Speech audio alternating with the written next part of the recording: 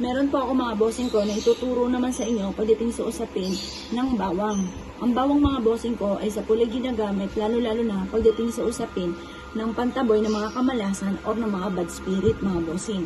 Madali lamang po ang aking tuturo at napaka-epektibo po nito. Pero mga bossing ko, sinasabi ko lang po sa inyo mga bossing ko, dapat magpo-focus ka kung ano man po yung i-wish po ninyo. Huwag yung basta-basta na lang ibinubukas sa bibig.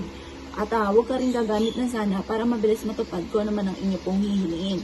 Ngayon pa mga bossing, kailangan natin ng 3 bawang mga bossing. At pagkatapos mga bossing ko, kailangan din po natin ng sinulid na may karayo mga bossing. Ganito lamang po ang inyo pong gagawin at napakadali lang po nito. Gawin niyo po ito sa umaga ng mga bandang alas 7 ng umaga. At pagkatapos mga bossing ko, ang gagawin po ninyo, magsusuot ka lamang po mga bossing ko nitong ating sinulid.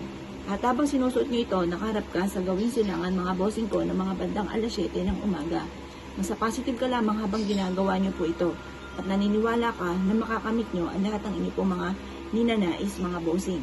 Walang imposible sa mga taong masisipag at matyatsyaga. Wala naman pong yumaman mga bossing ko ng isang sandali ang isang click lamang. Yan po ay talagang dadaan ka sa mga proseso. Yung prosesong yan, huwag mo susukuan hanggat hindi mo pa nakakamit. Kailangan lagi kang lumalaban sa hamon ng buhay. Ngayon pa mga bossing ko, isusuot lamang po natin ito dito sa butas. At habang sinusuot po natin to para kayo ay malibang, kayo po ay paulit-ulit na nagwi-wish na sa pamamagitan ng pampaswerte at sipag at tiyaga ay makakamit ko ang lahat ng aking mga pinapangarap. Siksikliglig at umaapot maraming blessing ang darating sa akin. Ganoon ang mga pag-wish mga bossing. Ngayon, hindi ko po siya maisuot. Teka. Masusuot din kita. Yan. Kailangan maisuot natin to kasi iba rin po yung usapin ng karayom at ng bawang. Kaya dapat ay maisuot po natin ito mga bossing. Ayun. Ha. Yan.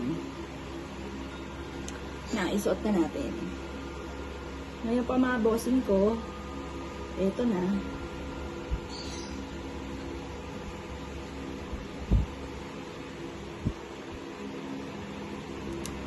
Yan. Antayin lang natin para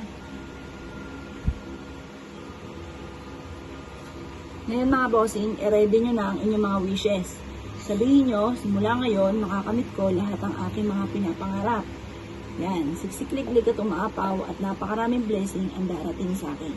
Pwede nyo itong isabit mga bossing ko sa may main door or kaya mga bossing ko sa may kwarto ninyo o sa puno sa inyo pong harapan ng tahanan. Swerte po ito mga bossing. Iaadya ka nito kung saan lagi ikaw ay suswerte. Sabihin nyo po sa pamamagitan nito ay magiging matagumpay ako at makakamit ko ang lahat ng aking mga pinapangarap. Sa pamamagitan ng aking sipag at tiyaga at pananalig sa mahal na Panginoon ay walang imposible na ismot ko makakamta ng aking mga pinapangarap. Ganun po mga bossing ko pag-wish huwag kang gagamit na sana, direct to the point. Magkakaroon ako na napakaraming pera. Siksikliglig at umaapot, maraming blessing ang darating sa akin. Kailanman ay hindi na ako maubusan ng pera. Ganon ang pag-wish mga bossing, huwag kang gagamit ng sana, direct to the point ang pag-wish. At mapapasin ninyo, iaadya ka naman ito kung saan lagi kayo saswertihin. Gawin nyo ito ng mga bandang alas 7 ng umaga at ibibilad nyo siya hanggang alas 8 ng umaga.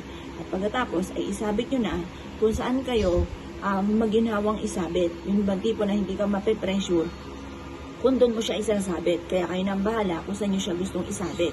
Pero sabit nyo ito, mamimili lamang kayo kung hindi sa bintana, sa pintuan, o sa harapan ng inyong tahanan na may halaman. Doon nyo lang siya isasabit mga bossing.